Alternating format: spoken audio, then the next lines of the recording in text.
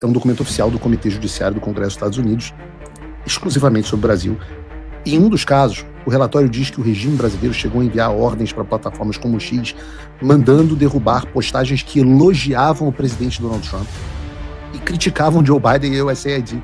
Sim, meus amigos, o Brasil, através do governo Lula, tinha uma representante nesse evento para discutir como eles podem te censurar ainda mais. Eles dizem o seguinte: as ordens do ministro Moraes direcionadas à família Bolsonaro parecem ter caráter punitivo. Ontem eu falava no meu X sobre como uma parte fundamental desse trabalho que Eduardo e eu estamos fazendo aqui nos Estados Unidos é trazer luz aos atos clandestinos do regime brasileiro. Nesse ano especificamente, nós precisamos dar mais atenção ainda, uma atenção mais especial à censura que eu abordei no primeiro bloco e à tentativa do STF de manipular o resultado das eleições brasileiras através também desse tipo de mecanismo. E eu avisei ontem, que hoje nós daríamos mais um passo importante nesse processo de trazer luz aos atos clandestinos. E que a gente entenderia a extensão da perseguição a Eduardo Bolsonaro e a tentativa do judiciário em desequilibrar o jogo político contra o Flávio Bolsonaro. Como sempre, a gente sempre tem, né, os negacionistas, é tic-tac, 72 horas, por aí vai. É isso que, no entanto, 24 horas depois aconteceu exatamente como eu disse que aconteceria, com um novo relatório, dessa vez do poderosíssimo Comitê Judiciário do Congresso dos Estados Unidos. E não fui eu que dei a notícia, não. Vejam o que disse o Metrópolis, que recebeu, através de mim, esse documento com exclusividade. Bota o vídeo do Metrópolis, por favor. É um relatório do Comitê Judiciário do Congresso dos Estados Unidos que fala especificamente sobre ataques à liberdade de expressão no Brasil. O relatório classifica várias decisões do ministro Alexandre de Moraes como censura, alerta que essas ações podem ter efeito nas eleições brasileiras e mostra ordens de Moraes para derrubada de contas em redes sociais a nível global. O relatório foi obtido pelo jornalista Paulo Figueiredo junto a fontes no Congresso dos Estados Unidos. Sobre as eleições brasileiras, o documento elaborado pelos congressistas americanos diz que as ações de Moraes podem levantar suspeitas sobre o pleito. Abre aspas. Mas Paulo Figueiredo, você deu notícia para o Metrópolis, para a coluna da Andresa Matais, para o Sam Pancher, não sei o quê. O timing dessas ordens de censura que impedem a família Bolsonaro de se manifestar livremente na internet, nos meses que antecedem a eleição presidencial brasileira, pode levantar questionamentos sobre a lisura do próximo pleito presidencial. Essas preocupações são ampliadas pelo fato do Supremo Tribunal Federal ter emitido ordens de censura semelhantes contra conteúdos negativos sobre o candidato Lula durante a eleição de 2022, que terminou decidida por uma margem estreita de menos de 2 pontos percentuais. Fecha aspas. O relatório também mostra decisões sigilosas do ministro Alexandre de Moraes enviadas a Big Techs norte-americanas. Os congressistas denunciam que o juiz da Suprema Corte Brasileira ordenou bloqueio global de perfis em redes sociais. Nessa decisão de 2020, Moraes determina que o Facebook exclua 16 perfis a nível global. Moraes ordenou a remoção de diversas contas e canais relacionados a Bruna Ayub, o Monark, em 24 plataformas, incluindo TikTok, YouTube, Apple e Rumble. O relatório relembra que na época das ordens, Monark morava na Flórida. Então, essas tentativas de remover sua conta representariam uma ameaça direta à liberdade de expressão de cidadãos que estão nos Estados Unidos. O documento conclui que os direitos de expressão dos americanos nunca devem ser restringidos por autoridades governamentais estrangeiras que buscam silenciar a dissidência além de suas fronteiras, e que esses ataques à liberdade de expressão representam uma ameaça clara e crescente aos direitos constitucionais dos americanos. Abre aspas. O comitê continuará a realizar a supervisão e a desenvolver soluções legislativas para proteger a primeira emenda das ameaças de censura estrangeira. Fecha aspas. O Metrópolis apurou que cópias desse material foram enviadas ao Departamento de Estado e à Casa Branca. Para saber mais, fique no Paulo Figueiredo Show, porque a gente teve acesso, obviamente, ao documento na íntegra, e o título é Ataque... Não fui eu que usei esse... Ataque à liberdade de expressão no exterior. O caso do Brasil, parte 3. Esse é um documento oficial do comitê, vocês estão vendo aí na tela, é um documento oficial do Comitê Judiciário do Congresso dos Estados Unidos, exclusivamente sobre o Brasil, e o Sam Pancher trouxe algumas afirmações, né, para além do que eles já citaram, eu separei alguns trechos do documento original que certamente merecem atenção de vocês. Em um dos casos, o relatório diz que o regime brasileiro chegou a enviar ordens para plataformas como o X, mandando derrubar postagens que elogiavam o presidente Donald Trump e criticavam Joe Biden e a USAID. Porque o usuário que publicou o post fez referência às estranhezas eleitorais do Brasil em 2022, dizendo que tudo isso ocorreu com a ajuda do Biden e do USAID. Ora, como confessou o próprio Luiz Roberto Barroso e como disse abertamente Flávio Bolsonaro no palco do CIPEC. E aí vocês começam a entender por que certas coisas estão sendo ditas. Quando eu falo para vocês que nada no discurso do Flávio foi acidental, entendam. O texto traz também uma descoberta que até então eu não tinha visto ninguém comentar. Vocês sabiam que em 24 de setembro de 2025 a Universidade de Stanford realizou um evento chamado Compliance and Enforcement in Rapidly Evolving Landscape, que reuniu autoridades estrangeiras dos países que construíram o que eles chamaram de uma crescente regime global de censura, incluindo o Brasil. Sim, meus amigos, o Brasil, através do governo Lula, tinha uma representante nesse evento para discutir como eles podem te censurar ainda mais. A representante foi Mariana Ferreira Tielli, vice-cônsul do Brasil em São Francisco. E aí que é engraçado, porque eu cheguei lá no Congresso para uma reunião com eles, para a gente debater os dados e tal, e o que eles tinham. Aí eu sento na mesa de reunião e eles falam assim: você conhece Mariana Ferreira? Aí eu falei: conheço, claro. Mariana Ferreira, conheço, claro. Mariana Ferreira foi minha diretora de jornalismo na Jovem Pan. E hoje acho que ela está no SBT Brasil, mas foi minha diretora de jornalismo na Jovem Pan. Foi uma ótima diretora comigo, não tenho nenhuma reclamação, nunca interferiu uma vírgula no que eu falasse. Aí a reportagem: pois é, ela estava lá na reunião sobre censura na universidade. Eu falei assim: a Mariana, a Mari? Não era outra Mariana Ferreira, essa era Mariana Ferreira Tielli, que é vice-cônsul do Brasil, que estava lá, e tinham várias, aquele Julian Eamon Grant, a comissária de e-safety da Austrália, Gerard Graff, enviado sênior da União Europeia para assuntos digitais, Julia Geniletti, responsável pelas políticas do famigerado Digital Service Act, Jonathan Porter, assessor econômico sênior do Office of Communication do Reino Unido. Ora, pega aí, Brasil, Austrália, União Europeia e Reino Unido. Coincidentemente, os países, ou o bloco de países, que mais contribuíram para o complexo industrial da censura exposto pelo governo Trump. E sabe o que os americanos disseram sobre o objetivo desse evento? Eu vou ler aqui para vocês no relatório.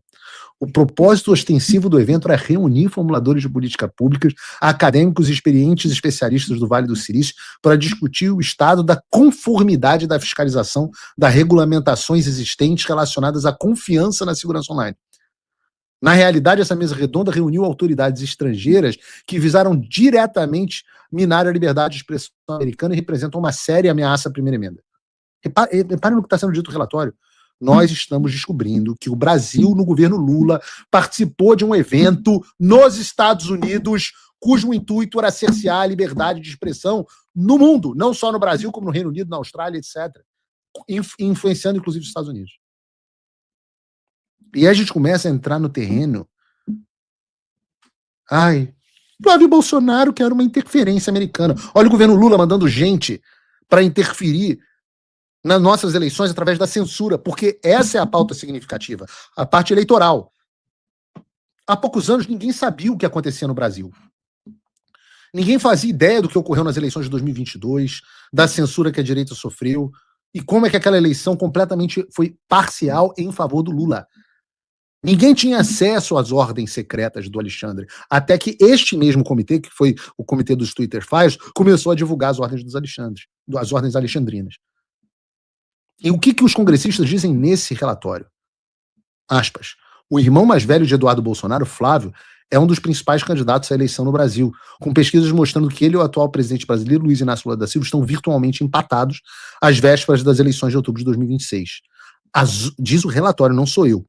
As ordens de censura e o lawfare, promovidos pelo ministro Moraes contra a família Bolsonaro e os seus apoiadores, podem prejudicar significativamente a sua capacidade de se manifestar online sobre temas de importância pública nos meses que antecedem a eleição presidencial brasileira. Não só isso demonstra o que eu sempre disse aqui no programa, que os americanos estão sim de olhos nas pesquisas eleitorais e no cenário brasileiro, que a falta de engajamento prejudicou inclusive muito a manutenção da Lei Magnitsky. O Nicolas ficou muito chateado quando a gente falou isso, mas é verdade. Mas demonstra que os americanos estão bem conscientes do que está acontecendo. Que as ordens ilegais do Alexandre contra a família Bolsonaro e seus apoiadores podem sim prejudicar a capacidade da gente se manifestar e do Flávio se manifestar online sobre os temas mais importantes do Brasil. E a gente viu isso em 2022, quando era proibido falar que o Lula era abortista, amigo do Maduro, com ligação com o tráfico de drogas. E isso, evidentemente, tem um impacto eleitoral. Sem contar a maquininha. Isso não tem nada a ver com maquininha. Isso torna a eleição desleal. Caráter punitivo. Somadas às ordens de censura dirigidas àqueles que criticaram ao Supremo Tribunal Federal, essas medidas levantam preocupações de que, olha essa parte, o ministro Moraes esteja usando ordens judiciais para atingir os seus oponentes políticos. Continua o relatório. Essas preocupações são reforçadas pelo fato de que o ministro Moraes esteve entre os ministros do Supremo Tribunal Federal que votaram pelo recebimento da denúncia criminal apresentada contra Eduardo Bolsonaro, colocando em julgamento, ele é o relator, por sua atuação nos Estados Unidos em defesa da liberdade de expressão e das eleições no Brasil. Essa preocupação, em novembro de 2025, ocorreu ao mesmo tempo que o ministro Moraes expedia ordens às plataformas de redes sociais para obter informações pessoais sobre Eduardo Bolsonaro, que estava nos Estados Unidos. Vocês sabiam disso? Que o Alexandre tinha dado ordens às plataformas para darem dados pessoais do Eduardo? O relatório continua. Essas ordens e processos podem ser mais do que simples ações retaliatórias por parte do ministro. Elas podem ter, prestem atenção nessa parte, estas ações podem ter implicações para as próximas eleições do Brasil. Embora Eduardo Bolsonaro atualmente resida nos Estados Unidos para defender o seu pai e evitar uma perseguição politizada no Brasil, seu irmão mais velho, Flávio Bolsonaro, é um dos principais candidatos às eleições presidenciais. E aí entra aquele trecho que eu disse.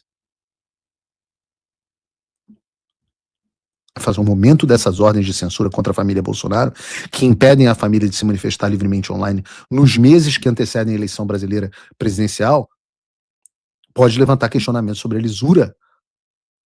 O Congresso dos Estados Unidos está dizendo o seguinte: a máquina de censura do Alexandre de Moraes pode levantar questionamentos sobre a lisura da próxima eleição presidencial no Brasil.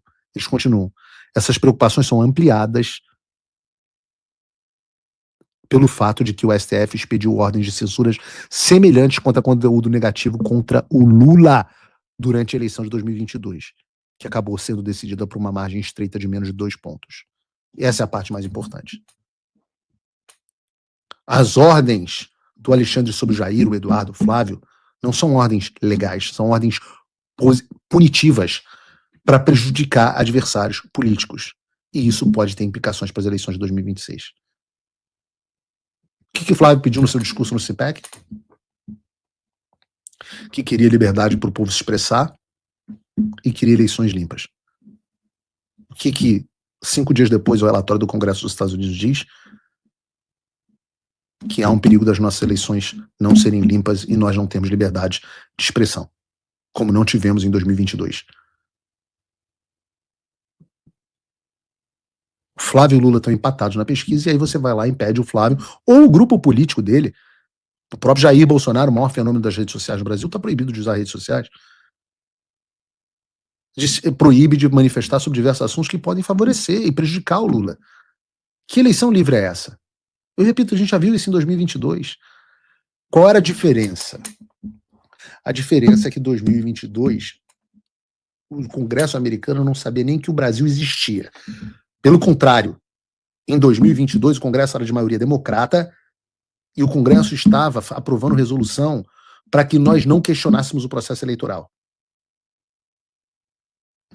4 anos depois, 180 graus. E você pode me perguntar o seguinte: mas o que vai acontecer agora? É simples, você precisa entender as coisas para não gerar expectativa que não é baseada na realidade. Antes da gente chegar a Magnitsky, o que a gente teve que fazer? Foram várias audiências públicas, foram reuniões privadas, foram inúmeros relatórios, essa é a parte 3, foram correções de texto, checagem de referência, tem uma burocracia e bastidores que não tem como explicar. Então, tudo que nós fazemos precisa passar pela produção de documentos que oficializam a situação. Agora, a situação do Brasil deixa de ser uma opinião do Paulo Figueiredo e passa a ser uma opinião do Departamento de Estado e do Congresso dos Estados Unidos. Então não é um relatório que vai prender o Alexandre de Moraes, mas vai produzir os documentos oficiais reconhecendo a situação, para que a partir disso os diferentes órgãos tenham capacidade e legitimidade para tomar as decisões.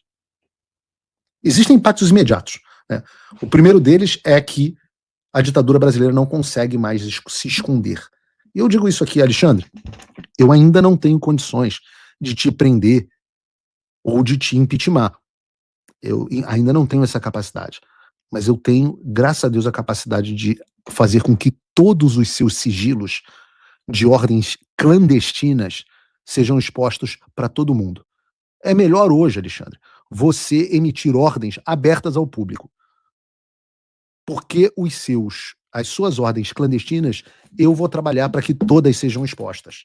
Ai, não gostei, ai, é um absurdo. Aí você pode me xingar no plenário, você já fez. Você pode mandar o Departamento de Justiça aqui dos Estados Unidos cooperar com você. Você já mandou quantos pedidos de cooperação? 4? Pelo que eu li no jornal, 4? Vai mandar o 5º agora? Você pode fazer isso. Reclama com o Trump. Pede pro Joesley reclamar com o Trump. Pro Lula. Pede pro Lula ligar pro Trump e reclamar. Esse Paulo Figueiredo fica expondo as minhas ordens, isso é um absurdo. O fato é que hoje todo mundo sabe quem você é. Todo mundo sabe que o Alexandre de Moraes é um ditador. Eu não preciso mais explicar. Antigamente eu ficava assim, tendo que explicar quem era, quem, não sei o que, babá. Hoje eu chego nas reuniões e as pessoas já falam do Alexandre. Ah, aquele careca com a cara de vilão de filme, né? Ora, você não consegue combater um problema que você não sabe que existe. E hoje, o mundo já sabe que existe. E quando o mundo já sabe que existe, por exemplo, um outro efeito difícil às vezes das pessoas entenderem. Todos os processos de asilo, inclusive os que a gente faz na Imigrex, todos os processos de proteção de pessoas, por exemplo, contra a lista da Interpol, todos os processos envolvendo, por exemplo, o caso do Eduardo agora. Todos os processos são de documentos. Se o Alexandre hoje quiser emitir uma ordem de prisão contra o Eduardo Bolsonaro e colocar o nome dele na Interpol, o Eduardo tem documentação oficial do Congresso dos Estados Unidos para dizer que ele está sofrendo uma perseguição política.